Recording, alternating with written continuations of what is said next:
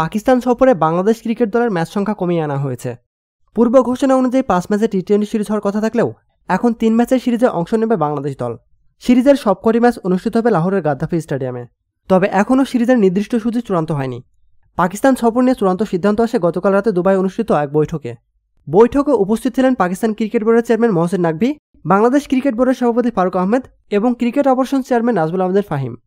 আলোচনার পর দুই বোর্ডের সম্মতিতে সিরিজটি 3 ম্যাচে সীমাবদ্ধ রাখার সিদ্ধান্ত হয়। 25 মে লাহোরে অনুষ্ঠিত হবে পাকিস্তান সুপার লিগ ফাইনাল।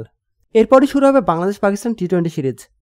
এদিকে বাংলাদেশ দল বর্তমানে সংযুক্ত আরব আমিরাতের বিপক্ষে 3 ম্যাচের টি-20 সিরিজ খেলছে। শুরুতে এই সিরিজ 2 ম্যাচের হওয়ার কথা থাকলেও পরে একটি ম্যাচ যোগ করে সিরিজটি 3 ম্যাচের করা হয়। বাংলাদেশ পাকিস্তান সিরিজের চূড়ান্ত সূচি শিগগিরই দুই বোর্ডের পক্ষ থেকে জানানো হবে। প্রতিনিয়ত খেলাধুলার আপডেট জানতে লাস্ট পেজ নিউজের সাথেই থাকুন। এতক্ষণ আমাদের সাথে থাকার জন্য আপনাকে জানাচ্ছি বিশেষ ধন্যবাদ।